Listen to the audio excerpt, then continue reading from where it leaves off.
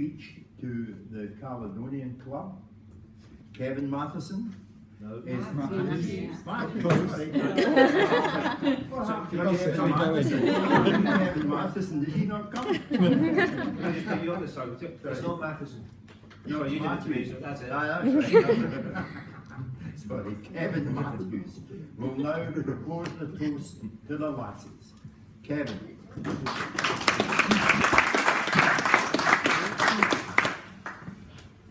Gentlemen and ladies, I stand before you as a Lincolnshire man, but an honorary member of the great Begley clan, nominated to give the toast to the lasses, and hoping the next few minutes very soon passes. I read and researched and Googled away to work out the things that I needed to say. I think that I've cracked it and I've got the gist, but we might as well give it a bit of a twist. I'm the quietest of men, of which I am proud. Is that because women are all so loud?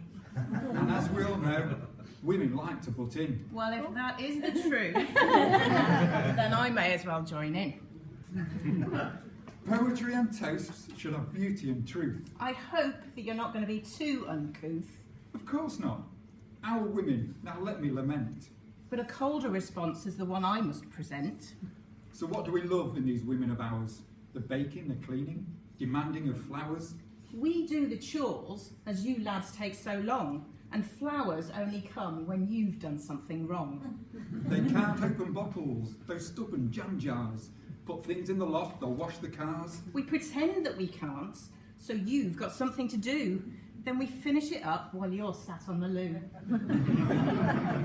They're all great drivers. From the back seat they try. Slow down, mind that, and watch out, is their cry. That's because men go at top speed, no matter how far. But at least I didn't drive into the back of your car.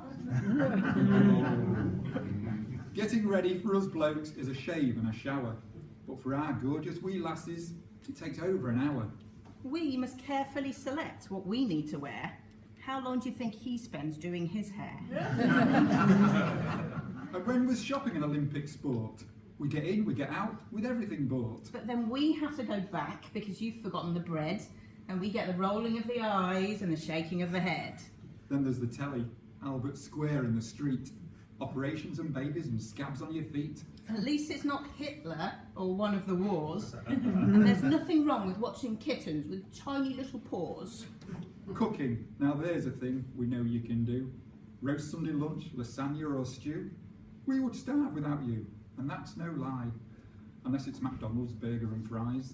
Don't be so hard on yourself, we know men can do it. As long as it's steak, or you can microwave through it. Or maybe barbecued ribs and some deep fried chips. A selection of crisps and a few little dips. Fashion's another thing you take to the extremes. The latest things you've seen in your dreams. At least we care when we're seen out in town, and our wardrobe isn't just everything brown. A night out to you is a bottle of wine in the pub, a bag of pork scratchings or other pub grub. But a night on the sofa just can't be beat. Just me and you and your twitchy feet. You have to mention that. We love nothing more than a kiss and a cuddle, but even that seems to get us into trouble. It's fine for a cuddle at the end of the day, but not if it's going to turn into 50 Shades of Grey. I just felt I needed to say what is true. So, to quote Alan Begley, well, good for you.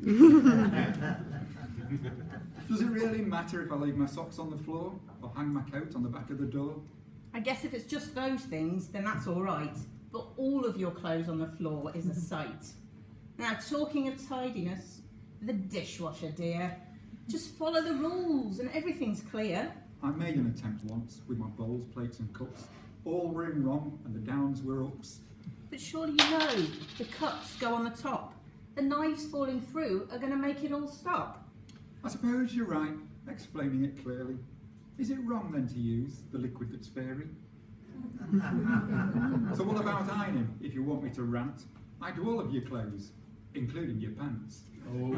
I agree, it's usually a woman's chore, but you do it so well and I find it a bore. If you want me to start ranting, I'll give you a list. when cleaning the house of the places you've missed, like changing the loo roll or dusting the sides, or the sideboard, or the fireplace, the TV, under the bed, behind the bed, top of the radiators, the window ledges, the lampshades, the picture frames. Oh, that's enough. I think you're digressing. I think you'll realise we are only messing. We all know, really, we can't cope alone. Not in our lives, our hearts, or in our homes. Laddies and lassies work best when they're paired. Doing things together, things that are shared. Take, for example, young Robert here. A new great-grandpa that we all hold so dear. He's in control and sorting out things. But we all know it's Margaret who's really pulling the strings. Back to the lassies, we do love them dearly. And I really do mean that, most sincerely. And of course, we love the dear laddies too. We really don't want to be without you. If Rabbi was sitting with us here tonight, you can bet on your haggis he'd eye every lass in sight. He'd be full of banter, propping up that bar, but his girl Jean would be watching him from afar. So, have your fun, gents, and don't enjoy yourselves, please. But don't play the fool, as we won't be best pleased. It took him some time, but even Burns himself knew. You look after your lady, she'll look after you too. On behalf of the laddies assembled here this fine eve, We'll accept your toast, gents, so I'll take my leave. but first can I ask that you please raise your glasses and join me in giving a toast to the lasses. To the lassies. The lassie, the lassies.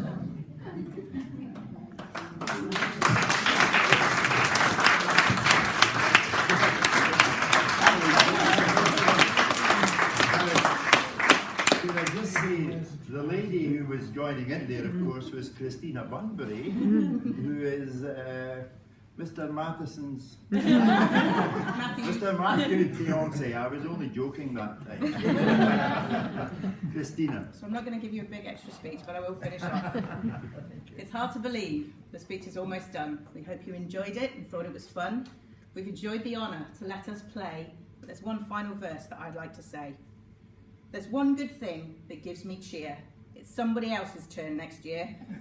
So as this night is drawing in, let's take our glasses to our chin.